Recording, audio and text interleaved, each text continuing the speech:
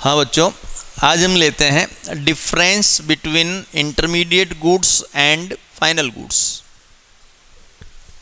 मैं प्रयास ये कर रहा हूँ कि एक भी पार्ट आपके छूटे नहीं, छोटे से छोटा पार्ट लिया जा रहा है। ये नहीं कि वीडियो बनाए जा रहे हैं तो कुछ चीज़ें छोड़ दी जाएगी। तो इंटरमीडिएट गुड्स में देखें, सबसे फर्स्ट जो है ये बाउंड्री लाइन के इधर है या उधर है, तो इसकी डेफिनेशन आपने देखी थी कि ये बाउंड्री लाइन पार नहीं की इन्होंने। These goods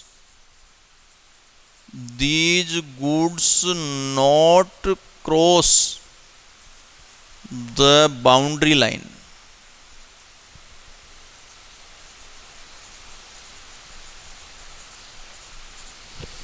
these goods not cross the boundary line, boundary line को इन्होंने पार नहीं किया है ऑफ प्रोडक्शन। आप इसमें क्या लिखेंगे, पार कर दिया है। नोट हटा देना। डिफरेंट याद करने का सबसे अच्छा तरीका, एक पार्ट को बहुत ज़बरदस्त तरीके से याद करो, दूसरे को रिवर्स ही तो करना है। These goods cross the boundary line of production, इसमें लिख देंगे, नोट हटा देंगे। सेकंड देखें, सेकंड है not ready for use. Not ready for use, ये यूज के लिए तैयार नहीं है, इसमें क्या लिखेंगे, रेडी फॉर यूज। थर्ड, इसको कौन खरीदता है, इंटरमीडिएट गुड्स कौन खरीदता है, purchase by shopkeeper for resale purpose.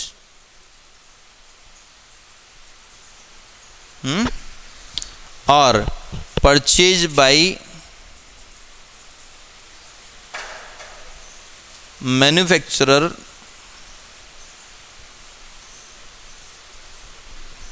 For as a raw material.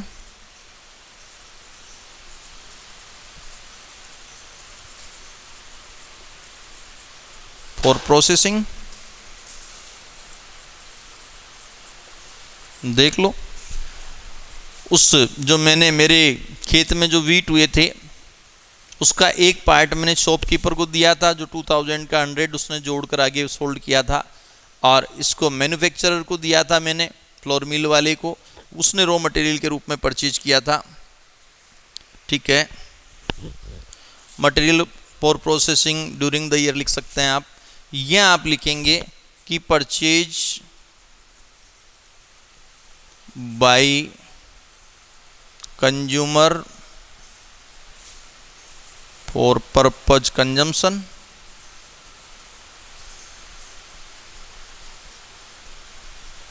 ठीक है, या इसको नोट लगाकर लिख देना, purchase by consumer for purpose of consumption.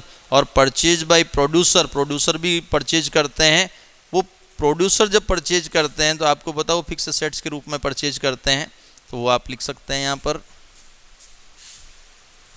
Fourth है दीज गुड्स में बी रीसोल्ड बाय फर्म, वो तो मैंने लिख ही दिया, पहले ही लिख दिया। Value is yet to be added, value is yet to be added, इसमें अभी वैल्यू एडेड होगी क्योंकि इंटरमीडिएट है। ये आपके फाइनल गुड्स हो गया, तो value not added, not yet to be added कर देना।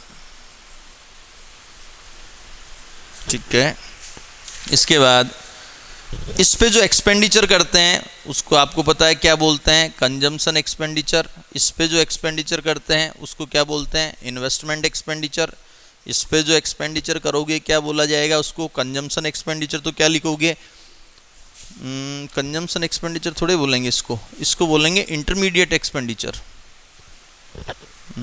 Expenditure on intermediate goods is known as intermediate expenditure. ठीक है, इस पे जो एक्सपेंडिचर करेंगे वो बोला जाएगा कंजम्पशन एंड इन्वेस्टमेंट एक्सपेंडिचर या फाइनल एक्सपेंडिचर कह सकते हैं, क्योंकि इसके दो पार्ट किए थे मैंने, याद करो। जो मैंने प्रोड्यूसर ने जो किया था वो इन्वेस्टमेंट एक्सपेंडिचर बोला था, और जो कंज्यूमर ने परचेज किया था वो कंजम्पशन एक्सपेंडिचर बोला था, और वन वर्ड दें तो फाइनल एक्सपेंडिचर कह सकते हैं। वो इंटरमीडिएट पर किया गया तो इंटरमीडिएट एक्सपेंडिचर, और ये फाइनल गुड्स पर किया गया तो इसको फाइनल एक्सपेंडिचर। और इसको नेशनल इनकम में इंक्लूड नहीं किया जाएगा। Intermediate goods not include in estimation of national income, और इसमें include in estimation of national income. ठीक है, तो ये इंटरमीडिएट गुड और फाइनल गुड में डिफरेंट। एक बार वापस देखें, बनाने का तरीका मैंने आपको बता दिया है। These goods not cross the boundary line of production, इन्होंने बाउंड्री लाइन को पार नहीं किया, इन्होंने पार कर लिया। Not ready for use, ready for use. अगर मान लो भूल जाते हो 3-4 लिखना है तो 3-4 तो आप देखो फर्स्ट प्रायोरिटी तो इसको not ready for use, sorry not ready for use, ये not cross the boundary line, इनमें नोट हटा के लिख देंगे। इसमें अभी वैल्यू ऐड करनी है, इसमें वैल्यू ऐड नहीं करनी है। इस पे जो एक्सपेंडिचर करते हैं वो इंटरमीडिएट एक्सपेंडिचर कहलाते हैं, इस पे जो एक्सपेंडिचर करते हैं वो फाइनल एक्सपेंडिचर कहलाते हैं। ये नेशनल इनकम में इंक्लूड नहीं किया जाता, ये नेशनल इनकम में इंक्लूड किया जाता है। ये लिखना हो तो ये अगर शॉपकीपर परचेज करता है तो रीसेल पर्पज के लिए, और अगर इसमें मैन्युफैक्चरर परचेज करता है तो किसके लिए, रॉ मटेरियल के रूप में, और इसको जो परचेज करते हैं तो फाइनल यूज के रूप में परचेज किया जाता है। ठीक है, अब एक क्वेश्चन एक बार ये था कि द सेम गुड्स में बी फाइनल और intermediate depend on and user of goods. आपकी बुक में एक टॉपिक दिया हुआ है कि एक ही गुड जो है, एक ही गुड जो है वो इंटरमीडिएट भी होता है, और वो जो गुड है वो कौन सा होता है, फाइनल भी होता है। किस पर डिपेंड करता है, किस पर डिपेंड करता है, यूजर पर, एंड यूजर पर, कि उसका एंड यूजर कौन है। तो देखो मैं बात कर रहा हूं एक बार तो प्रोड्यूसर की। प्रोड्यूसर के एंगल से देखना, प्रोड्यूसर ने मान लो रॉ मटेरियल परचेज किया,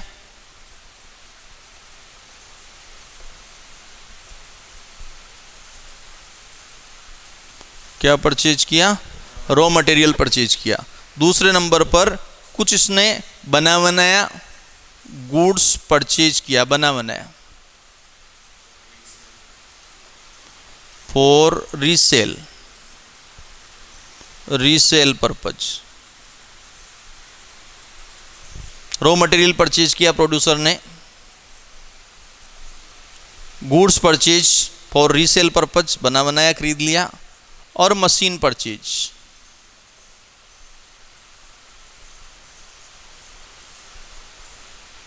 ठीक है, अब रॉ मटेरियल परचेज किया। देखो परचेजर प्रोड्यूसर है, मैंने ये नहीं कहा कि प्रोड्यूसर परचेज करे तो फाइनल गुड्स होता है। प्रोड्यूसर परचेज कर रहा है, किस फॉर्म में परचेज कर रहा है, रॉ मटेरियल के रूप में परचेज कर रहा है, तो इसके लिए ये क्या है, इंटरमीडिएट गुड्स है। जैसे इसने फ्लोर मिल वाले ने गेहूं खरीदे थे आटा बनाने के लिए, goods purchase for resale purpose. अगर रीसेल पर्पज से परचेज कर रहा है तो भी इंटरमीडिएट गुड्स है, क्योंकि अभी वैल्यू एडेड होनी है। और मशीन परचेज की किसके लिए, फर्दर प्रोसेसिंग के लिए, तो ये फाइनल गुड है, ध्यान रखना। मशीन में अब और कुछ नहीं होना, ये कैपिटल गुड है, ये फाइनल गुड्स है। ठीक है, कि प्रोड्यूसर परचेज कर रहा है, किस फॉर्म में परचेज कर रहा है। और देखो कंज्यूमर तो अगर परचेज करता है तो कंज्यूमर कभी भी परचेज करे, कंज्यूमर वर्ड अपने आप में कंजम्पशन के लिए है, तो ये फाइनल गुड ही होता है। ठीक है, ये आपके प्रोड्यूसर परचेज कर रहा है, एंड यूजर के आधार पर बता रहा हूं मैं। टॉपिक क्या था, and user of goods, and user of goods दो ही होते हैं, या तो प्रोड्यूसर होता है एंड यूजर, और या फिर कंज्यूमर होता है। अब प्रोड्यूसर किस फॉर्म में परचेज कर रहा है उसके आधार पर इंटरमीडिएट गुड्स और फाइनल गुड्स। ये मशीन खरीद रहा है, पता है मशीन क्या है, कैपिटल गुड्स है, ये फिक्स एसेट्स है, ध्यान रखना, ये बहुत साल तक चलती जाएगी, ये फिक्स एसेट्स है, ये फाइनल गुड्स है। भले ही ये हेल्प करती है फर्दर प्रोसेसिंग के लिए, लेकिन कन्वर्ट किसको करती है, गेहूं को आटे में कन्वर्ट कर रही है, ध्यान रखना। तो मशीन फाइनल गुड्स होगी और कंज्यूमर जो भी परचेज करे वो फाइनल गुड्स ही होगा। ठीक है।